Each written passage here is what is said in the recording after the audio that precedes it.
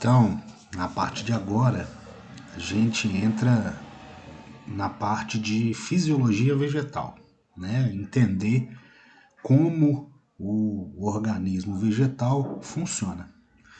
E a primeira parte da fisiologia que a gente vai tratar aqui é exatamente da nutrição das plantas, né?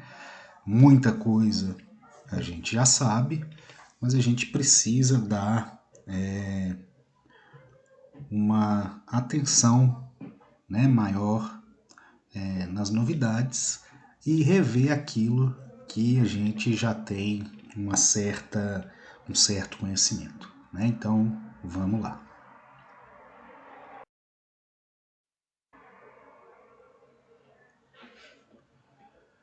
A nutrição, não só para as plantas, mas para todos os seres vivos, ela é importante para quê? Através do processo de nutrição, né, que é conseguir extrair nutrientes do alimento ou da substância, né, através dessa extração de nutrientes, a gente tem matéria-prima para manter vivo aquele organismo, tanto para o crescimento quanto para desenvolvimento de reações do metabolismo. Então, a nutrição ela é importante à medida que ela fornece, né, energia e matéria-prima para que o organismo se mantenha vivo. No caso das plantas, né, essa nutrição ela vai ocorrer de duas formas. Nós podemos separar essa nutrição em dois tipos principais. A primeira forma de nutrição a gente chama de nutrição orgânica, né? Como o próprio nome diz, essa nutrição ela tem origem, né, de algum ser vivo. No caso dos vegetais, eles mesmos conseguem produzir a matéria orgânica que vai servir para que elas utilizem, né, essa matéria para a construção do corpo, extração de energia e tudo mais. Essa nutrição orgânica dos vegetais ela é feita principalmente por um processo que a gente já conhece, a gente já viu, depois a gente vai rever, que é a fotossíntese, né? A fotossíntese nada mais é do que um processo de transformação de energia, onde a energia luminosa vai ser transformada em energia química, tá? Então essa fotossíntese ela é, né, o processo que fornece à planta a matéria orgânica que vai ser utilizada para o desenvolvimento desse ser. No caso, a matéria orgânica produzida, a principal, não é a única, são os glicídios, os carboidratos, né? E quando a gente estuda a fotossíntese, geralmente a gente coloca a glicose ali.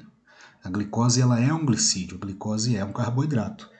E como produto deste processo, né, não é o principal, a fotossíntese não é realizada para liberar, com o objetivo principal de liberar o oxigênio para o ambiente, mas como um subproduto a gente tem o oxigênio, né? Quando a planta ela tem uma taxa de fotossíntese maior do que a taxa de respiração, a gente tem essa liberação de oxigênio para o ambiente.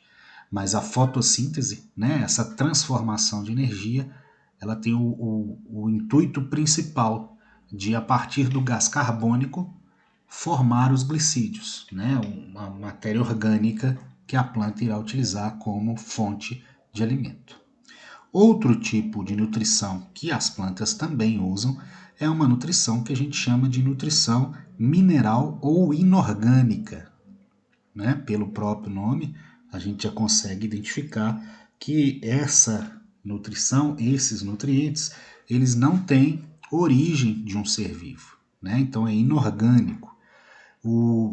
Os vegetais eles conseguem ter acesso a esse tipo de nutriente, né, através da absorção de sais minerais que ocorre junto com a água.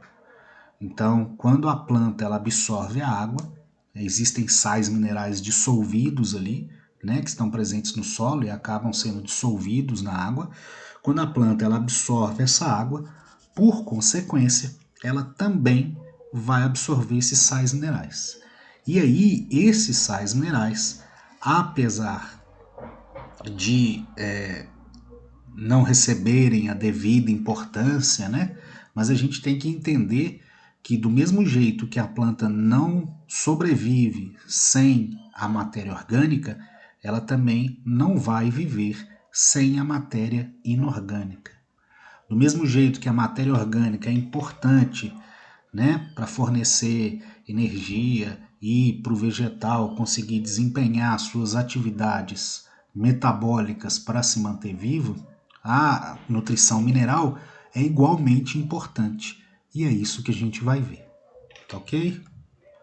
Então, nós vamos dar maior enfoque agora à nutrição mineral ou inorgânica.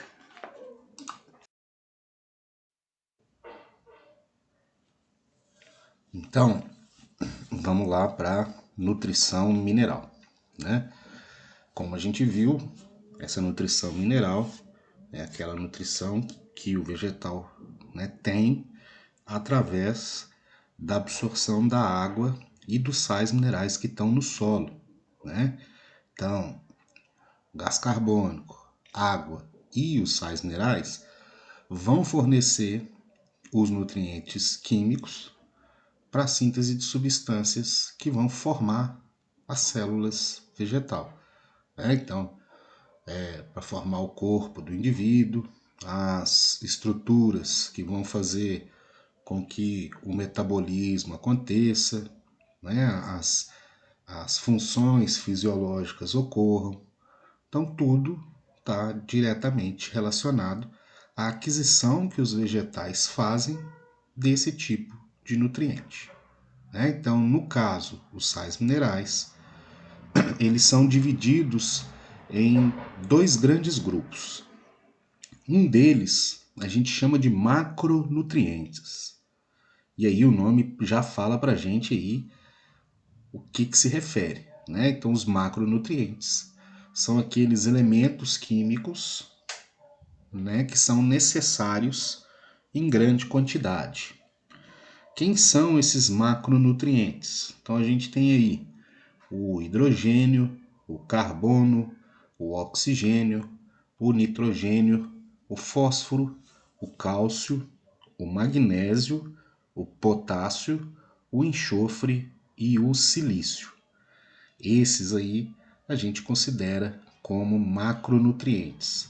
São aqueles nutrientes que o vegetal precisa em maior quantidade no seu dia a dia. Desses macronutrientes, alguns já são mais conhecidos, Se a gente lembrar lá da bioquímica do primeiro ano, a gente tem os CHOMPs: carbono, hidrogênio, oxigênio, nitrogênio, fósforo e enxofre. Esses componentes aí, eles são os principais da matéria orgânica. Então, toda a matéria orgânica, todos os nutrientes têm estes átomos em sua constituição.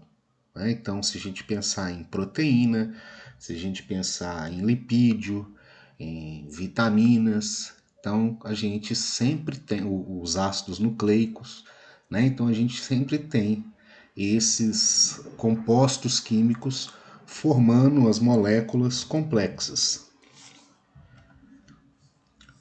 O cálcio, ele nos vegetais, ele vai ser importantíssimo para o metabolismo vegetal, além de participar da constituição da lamela média.